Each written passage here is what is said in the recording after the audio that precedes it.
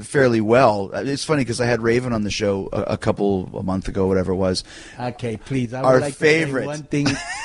We need to have a show with Raven. That's what I mean. You, me, and Raven have to get a show together. What was the name that you had? The Useless Trivia Triumvirate or something like that. Yeah. Okay, let me say something that I thought was hilarious and it's so Chris Jericho. Let me set this up. So Raven comes up with this ludicrous word. Right. And Jericho didn't believe it. So he went and he looked for it in a dictionary and came back like 2 or 3 days later and called them out on it. And you were right. Let me tell you why. Okay. I don't like this show. I don't even like it now, but I watched it just so I'd have something to talk with you about, which might be less than 5 minutes, but I watched Tough Enough. Okay. And some guy used the word sarcophagus. Sarcophagus. Right. Yeah. And you go, first of all, do you know what it means? And the guy said it. You go, can you spell it? Which he couldn't. And I thought to myself, you don't want to bring up any big words around Jericho because he will call you out a la Raven. Am I right or not? You're totally right. And even better, you can tell this was the mid-'90s because I had to go look in a dictionary. Right. Now you just get your phone out and just Google right, it, right? Yeah. That's why it took 2 or 3 days. Yeah. First I had to find the dictionary. Right. Now you would have sizzled them on spot. But we had a good little group of guys that would hang out and just sit around because, like I said, you and Raven. What my point is that you guys did fairly good, and of course we had our glass ceilings, but you guys were a little bit higher than that. Like you, best example, you got into the NWO. Right. And my favorite thing is, where did you always stand at every NWO interview? Yeah, me? Yeah. Right behind whoever had the mic. Right behind Hogan or Bischoff. You would always be in the shot. There'd be 12 guys in the damn ring, and then you go to the close-up, and you'd always see Conan standing. I knew you were going to be on them. So now I was with them in the back. I was like, I'm going to get my FaceTime one way or another, whether you want to give it to me or not.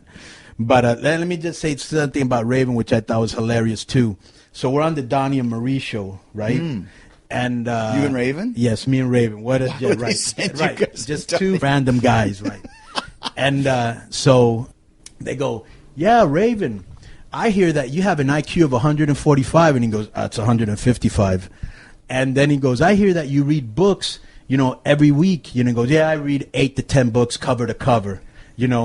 He had fed them these questions so they would ask him, and he still gave him a low IQ so he could say a higher one. How over is Raven? And he forgot to mention that the 8 to 10 books were comic books, but that's another thing. The graphic novels. Yeah.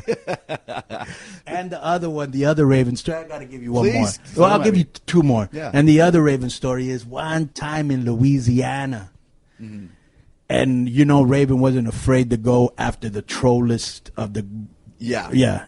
And so this elevator opens up, and it's like 3 a.m. He's trying to sneak this girl out without anybody seeing her.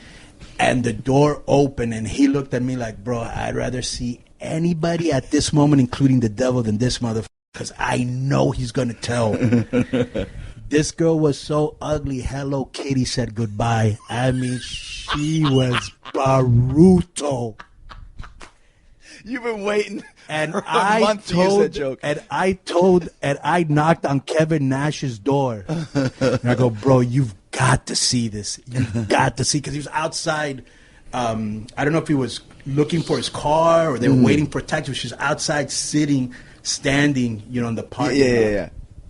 It was, bro, he was bad. He was rode mercilessly for a couple of months. We were talking about the time he tried to pick up, actually an 80-year-old lady tried to pick up him wearing Jordache jeans, and she had a motorcycle, and he didn't sleep with her, but he regrets it to this day. Oh, that's tremendous. She would have, yeah. Okay, I don't understand, and I know you've seen this, because if I have, you have. I don't know how many times I walked with him into a club, and he didn't need his flock to beat Raven. Yeah. He was like with me in disco.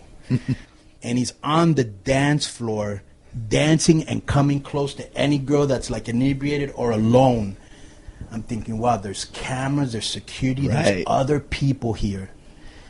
How does he get away with this? Just tremendous. It was the 90s. Yeah. Things were different then. Yes. How did you like being in the NWO? Did you get anything out of that, or was it just kind of NWO? I got nothing because I was on the first one.